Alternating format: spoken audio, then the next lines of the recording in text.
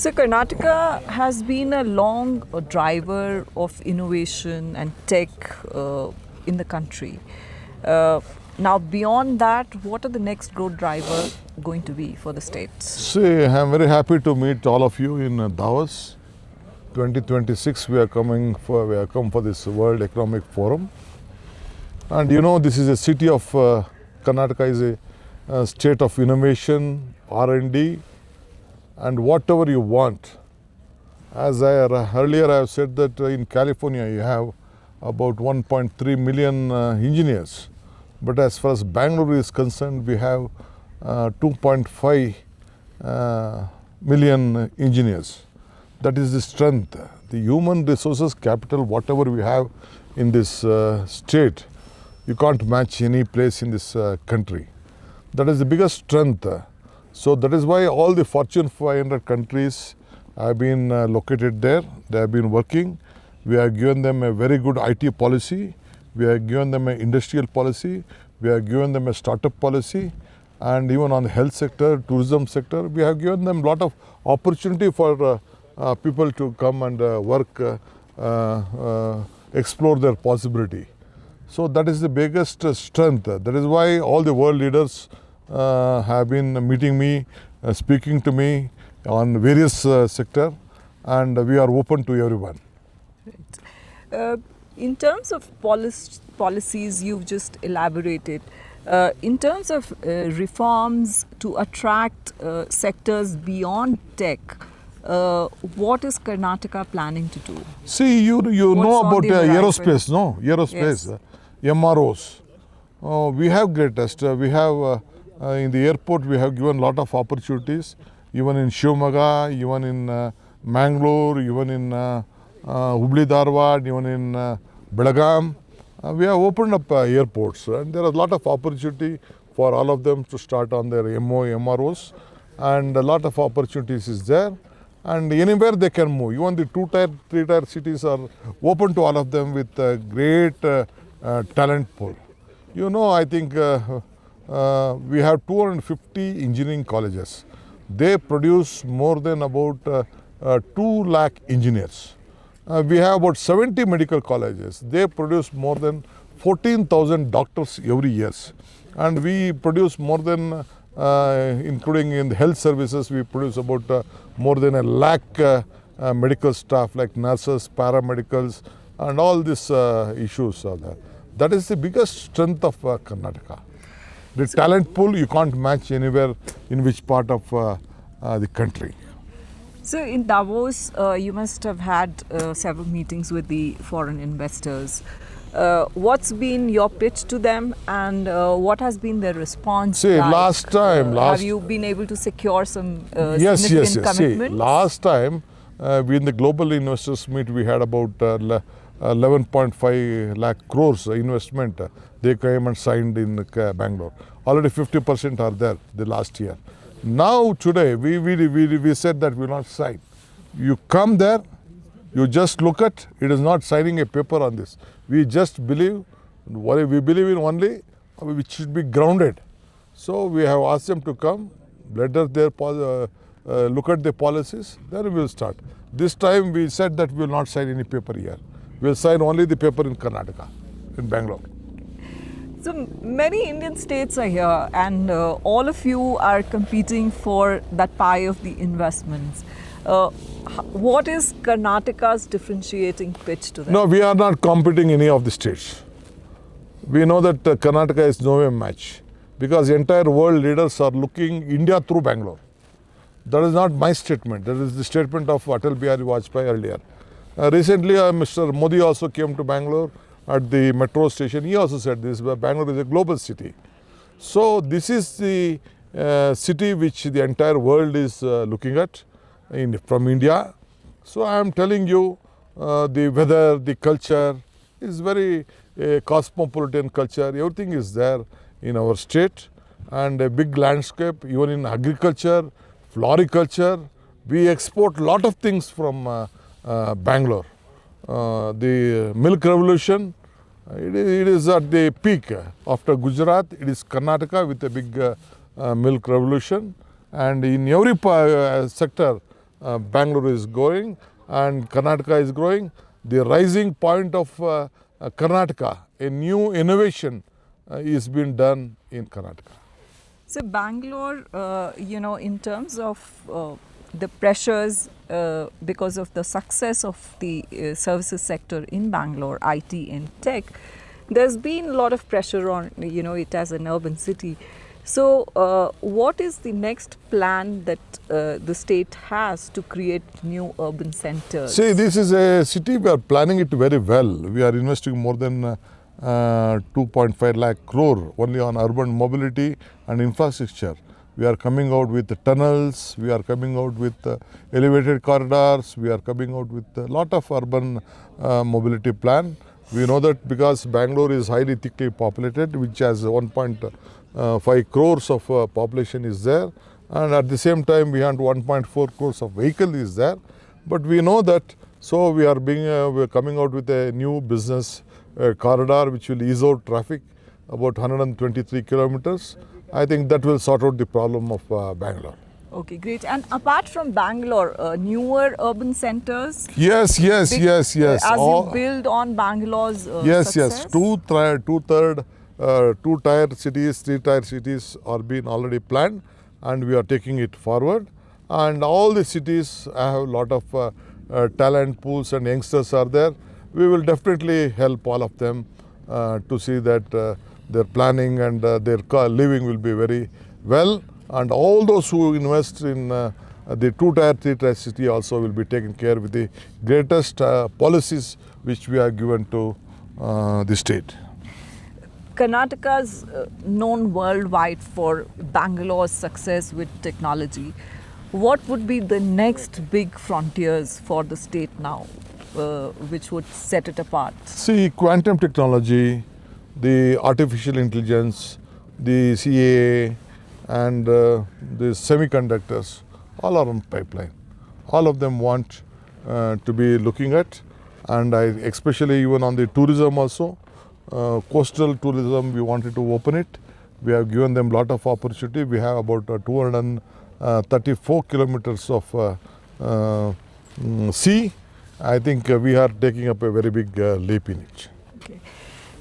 In terms of companies, what is the lineup looking like? Have you been able to secure commitments from some large investors? Yes, of course. What is in pipeline? Of course. Could you elaborate? Many investors have come. They have spoken to us. We have given time. Myself, Mr. M.B. Patil, Mr. Harris, all of us, we are here. A dozen of officers are also here. We have given them this one. They have given their commitment. But we said that we will not sign anything here. We will sign only there. We have just communicated to all the world leaders and investors to come, have a look, because seeing is believing. Apart from, see, I have come here, I have been seeing this, I look at, this is what we like. That is why I said that you please come and you see the weather, the culture of Bangalore and Karnataka and the talent pool of Karnataka, then you will know. And these MOUs would be in which sectors, if you could sort of give us some details on? On artificial, semiconductors, quantum technology, these are the very major issues which they have taken. And aerospace, in defense, in in various industrial growth, especially you know that steel, we have big mineral resources. I think that is the biggest strength. And in terms of the policy blueprint for next 10 years, where do you see the state and what is the kind of policy blueprint that the state is preparing for? See, we are giving them a lot of subsidies, incentives to see that everyone will be benefited out of it. Because earlier there was a tax exemption that has been controlled by the central government. Now on the incentives we are giving on the production itself. The centre has initiated a lot of deregulatory reforms which multiple states are sort of undertaking. What about Karnataka? Where are we are also on that. As a federal structure, we will work together. We will all join together. We will give them a good governance. Thank you so much, sir. Thank you. Mr. D.K. Shivkumar for joining us. Thank you.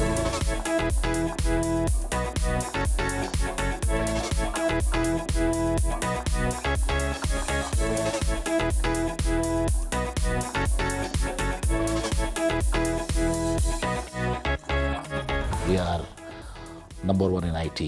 We are number one in biotechnology. We are number one in aerospace and defense. We are number one in machine tools. Got an investment commitments of around 10 lakh 27,000 crores.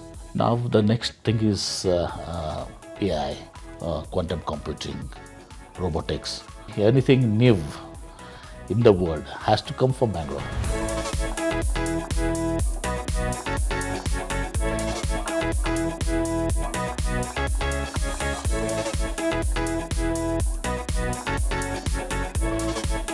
Thank you, Minister, for joining us at ET House. What is Karnataka's pitch to the global investors here? See, Karnataka always had been in the forefront of any developments in India, not only in India, the world scenario. So we were and we are number one in IT, we are number one in biotechnology, we are number one in aerospace and defense, we are number one in machine tools, electronics, we are number one. So Karnataka has got its own ecosystem and we compete with the world. So and recently we have opened up to the manufacturing also in a big way. We have the Udyog Month and a lot of things are in line so that we are going to be a global leader and we are a leader and we are going to be continue to do so. Tech focus has been a big ticket, area for the state. Yeah. What is now that the state is offering to the investors here? What are the newer areas which the state is looking at? So you take, we had last year, we could not be in the World Economic Forum because we had our own global investors meet. So in the global investors meet, we made a specific thing that nothing on paper, everything has to be realized. So if you take, we got an investment commitments of around 10 lakh 27,000 crores, and out of which already 50% is realized, and 60% is towards manufacturing.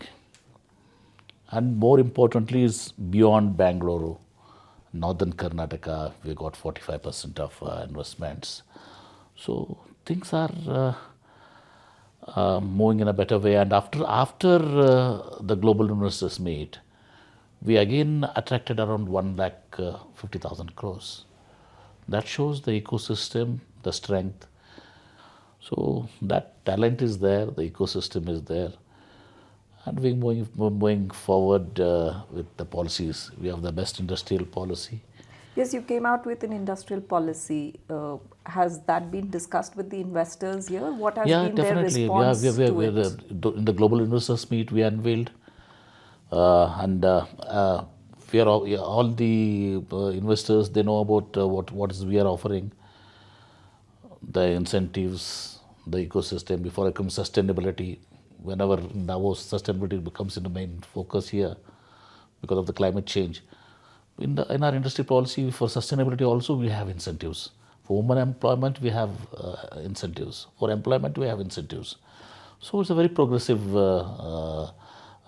industrial policy, and ease of doing business also is being now revamped, and we are going in line with the new technologies. Microsoft has developed that single window, this one, which in another maybe in couple of months will going to be one of the best in the country.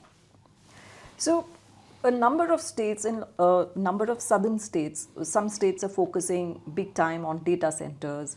Some are focusing on some other development of some zones. For the next 10 years, what would be Karnataka's development blueprint? See, now, as you know, in the GCCs, we are number one. Out of the global Fortune 500 companies, 400 plus companies have their GCCs in Bangalore, their design centers in Bangalore. Now, the next thing is AI, data centers, of course, then quantum computing, robotics, and we have the best startup policy now, and we are the startup capital in Karnataka, being the startup capital. So we are the top in the innovation index. So naturally, anything new in the world has to come from Bangalore, Karnataka. One issue which comes about is on the power consumption. If you have data centers, if you have AI development, uh, now with the government reopening up nuclear, what is state looking at to ensure that this development is supported by energy supply, regular energy See, Karnataka, supply? we are energy surplus. And our installed capacity in green energy is almost 67%. Hydro, solar, wind, energy together, and it's in growing together again.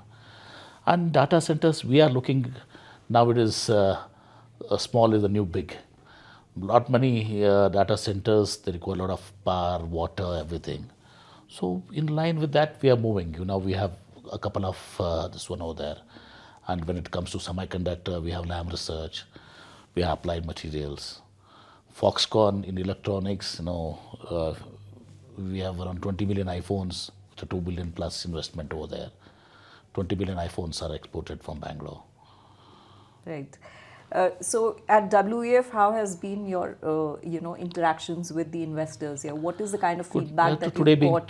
today being the first day, we had we already concluded around 10, 12 meetings now, right from Coca-Cola to so many other companies here. So it's been a very positive. It's when we met the Tata chairman just now. Okay. The last meeting was the Tata chairman because they have this helicopter division there, TCS, one of the biggest investmenters in Karnataka. So we have around, I think, probably one of the highest number of meetings. So we are have they around all 45 looking meetings. at are Yeah. they all looking at ramping up capacities in the state? Yes, definitely. No, we are it, and it's a continuous process for us. If you take aerospace and defense, we are 65% of the contribution comes from Karnataka. You name any company, they're all there. Absolutely. One last one before we conclude. Bangalore's been the poster city for Karnataka.